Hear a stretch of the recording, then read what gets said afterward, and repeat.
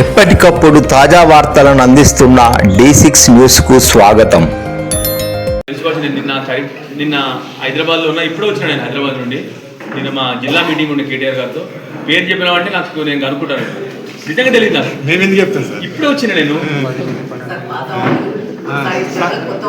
Sir ఇప్పుడు join అయ్యే పోయినాయి సార్ సమాచారం, దానిపై మీ స్పందన ఏంటి? అందుకే కాదు నిన్న మా మిత్రులు మాట్లాడితే కూడా నేను పోలేదు చెప్పినట్టు నిన్న మొన్న మా మిత్రులు మాట్లాడింది అందరు కూడా నేను నిప్పు లేని పోగుండదు, నిప్పు లేని పోగుండదు. అంటే నువ్వు చెప్పినట్టు నిప్పుండే అది నేను సమాచారం తీసుకోండి నా అది లేదు రెండు పోలేదని చెప్పి ఇవాళ రేపున్నా రేపు ఎట్లా జంపు చేయాలని సార్, ఇది తప్పదు కదా, మరి తెలిసింది మాట్లాడాలి. రేపు జలానీలో ఎందుకు పోతా ఉన్నారని చెప్పి ప్రజలు ఆలోచన పరిస్థితికి వచ్చింది. ఆల్రెడీ 2 సంవత్సరాల క్రితం వీళ్ళందరూ కూడా చాలా మంది ఈ పార్టీ నుంచి పోయేటప్పుడు అభివృద్ధి కోసం పోతున్నామన్నారు. అభివృద్ధి కోసం పోతున్నామని చాలా మంది పోయినారు మన పార్టీల నుండి. ఇవాళ 2 సంవత్సరాల తర్వాత ఎవరి అభివృద్ధి జరిగిందో ప్రజలకు అర్థమైపోయింది. స్వఅభివృద్ధి జరిగిందా లేకపోతే ఊరు అభివృద్ధి జరిగిందా లేకపోతే స్వంత అభివృద్ధి జరిగిందా అని ప్రజలు గమనిస్తూ ఉన్నారు. 100కు 100% ఎవరు ఎటు పోయినా కూడా 100కు 100% మాకు సమాచారం లేదు నిజంగా నాకు, ఎందుకంటే నాకు నిన్నటి సమాచారం వరకు అయితే ఏమీ లేదన్నది. సో నాకు తెలిసైతే కానీ ఎవరెటు పోయినా కూడా బీఆర్ఎస్ పార్టీకి ప్రజలు ఓటేస్తారు. కరెక్ట్ 10,000 ఉద్యోగాలు ఇచ్చినాడు. ఎందుకంటే అంతకుముందు మిగతా 50,000 కూడా కేసీఆర్ గారు ఇచ్చిన నోటిఫికేషన్ ఇచ్చి ఎగ్జామ్ ఇచ్చి రిజల్ట్ ఇచ్చిన తర్వాత ఇచ్చిన ఉద్యోగాలు. ఏ ఒక్క వర్గాన్ని తీసుకోండి, ఆఖరి చివరికి జర్నలిస్టులను కూడా మోసం చేసిండు. ఫస్ట్ రాగానే జర్నలిస్టులకు ఇల్లులు అన్నాడు, జర్నలిస్టులకు కార్డులు అన్నాడు, అన్నాడు, జర్నలిస్టులను కూడా మోసం చేశాడు. ఇప్పటి వరకు ఏ ఒక్క వర్గానికి కూడా ఆఖరికి కాంట్రాక్టర్లకి, మన ఊరి మనబడి కాంట్రాక్టర్లకి అందరినీ, అంటే ఈ వర్గం ఆ వర్గం అని కాకుండా ఈ రైతుల గురించి మొన్నటి వరకు సర్పంచ్ ఎలక్షన్లో మాట్లాడుకుంటూనే ఉన్నాం. అన్ని విధాలుగా రైతుల్ని చిన్న పిల్లాడి నుంచి పెద్దల వరకు, ఈ వర్గం నుంచి ఈ వర్గం వరకు అన్ని వర్గాలను మోసం చేసినటువంటి ప్రభుత్వం.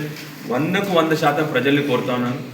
ఇలాంటి ప్రభుత్వానికి మనం ఓట్లేస్తే రేపు పొద్దున ఒకసారి ఆల్రెడీ మోసపోయి వాళ్ళు ప్రభుత్వానికి వచ్చింది, హామీలు ఇచ్చి ప్రభుత్వంలోకి వచ్చినారు. రెండోసారి మోసం చేసి మళ్ళీ పార్లమెంట్ ఎలక్షన్ గెలిచినారు. దయచేసి అందరినీ కోరుతా ఉన్నాం, ఇన్ని మోసాలు చేసిన ప్రభుత్వాన్ని చిత్తుగా ఓడగొట్టాలి. మనము మామూలు కాదు, చిత్తు అంటే ఏ ఒక్క క్యాండిడేట్కి, కాంగ్రెస్ క్యాండిడేట్కి డిపాజిట్ కూడా రాకుండా ఉండాలి. అదేవిధంగా ఇవాళ కేంద్రంలో మోడీ గారి గవర్నమెంట్ మైనారిటీ గవర్నమెంట్ అయినా బయట సపోర్ట్తో ఇవాళ ఉంది అంటే దాంట్లో మా తెలంగాణ రాష్ట్రం కూడా భాగస్వామి, దాంట్లో నిజామాబాద్ పార్లమెంట్ కూడా భాగస్వామి. 8 మంది ఎంపీలు ఇక్కడ నుంచి వచ్చినారు. అనుకోవట్లేదు, కాన్ఫిడెంట్గా వస్తుందని గ్యారెంటీ ఉన్నారు. ప్రజలు మన వైపు ఉన్నారు. ప్రజలు మనం చేయాల్సిందల్లా పోయి ఆ ఓటు దగ్గర వేయించుకోవడమే, అంతే. మనం చేయాల్సిందల్లా కష్టపడి ఓటు వేయించుకోవడమే, అదొకటే మిగిలినది. ఇక్కడనే చూడే, ఇక మా వాళ్ళందరూ ఇక్కడనే ఒక 4-5 వేల ఓట్లు ఉన్నాయి, ఇక్కడనే 5,000 ఓట్లు ఉన్నాయి. ఇక్కడ మా ఆటోలోనే 5,000 ఓట్లు ఇక్కడ కూర్చున్న వాళ్ళు ఇంకా బయట ఆటోలు రాలే, చాలా మంది రాలి. వాటి ప్రెసిడెంట్లు వచ్చారు, ఇవాళ వాటి ప్రెసిడెంట్లు వచ్చారు. బయట వాళ్ళందరూ కలిసిందంటే వీళ్ళే 10-15 ఒక మున్సిపాలిటీ పట్టుకొస్తారు వీళ్ళందరూ కూడా. సో వీళ్ళే ఇక్కడే ఉంటారు. తొందరలో చాలా రోజులు డిలే అయినటువంటి మున్సిపల్ ఎలక్షన్స్ తొందరలో పెట్టబోతోంది. ఆ ఎలక్షన్ సంబంధించి ప్రజలందరూ కూడా మెట్పల్లి టౌన్లో, అదేవిధంగా కొరుట్ల టౌన్లో 2 చోట్ల కూడా ఈ ప్రభుత్వంపై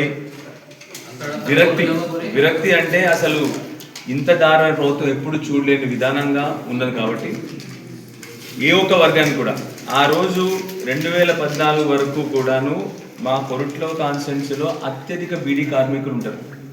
అలాంటి బీడీ కార్మికులకు కేసీఆర్ గారు రాకముందు ఒక చిల్లి గవ్వ కూడా ఎవరింది.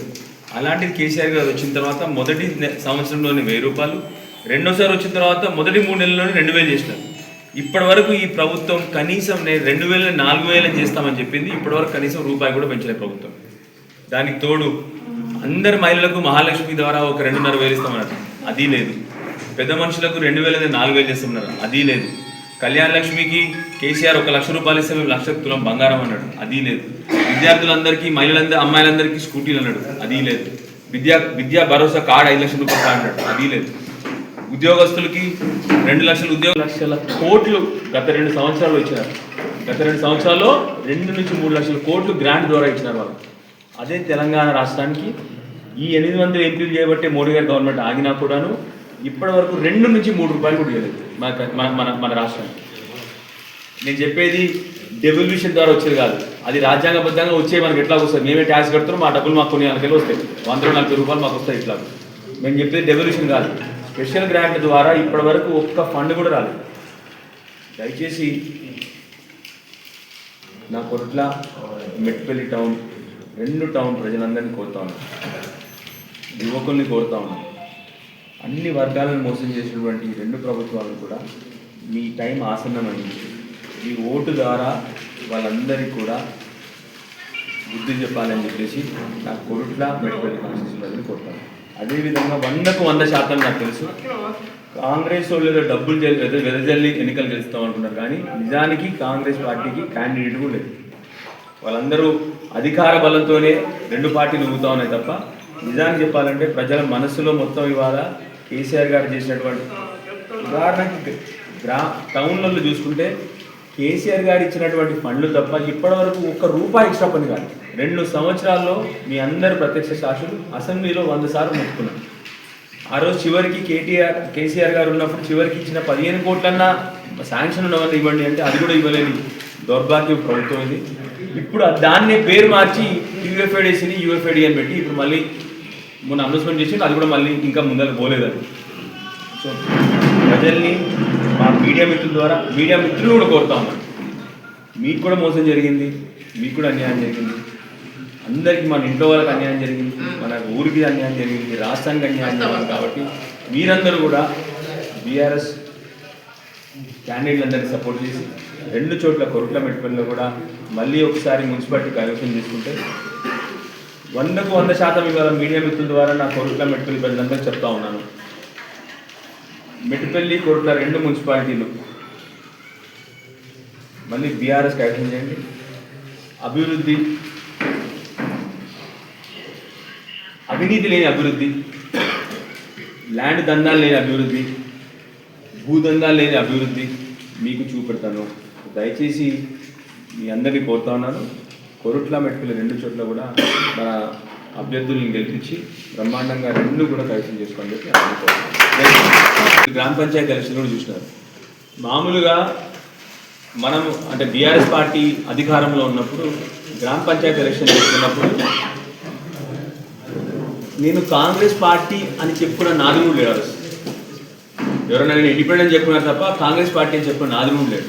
ఆ రోజు మొత్తం 1200-700 గ్రామాల్లో కాంగ్రెస్ పార్టీ దగ్గర 1000 గ్రామాలు కూడా గెలిచిన పరిస్థితి లేదు. అదే మొన్న మీరు చూసినారు. అంటే ముఖ్యమంత్రి గారు చెప్పిన దాని ప్రకారం కూడా 32% బీఆర్ఎస్ గెలిచిందని ముఖ్యమంత్రి గారు చెప్పినారు. ముఖ్యమంత్రి గారు నోటి ద్వారా చెప్పినారు. సో మీరు ఆలోచన చేయండి ఎన్ని మంది గెలిచిందో.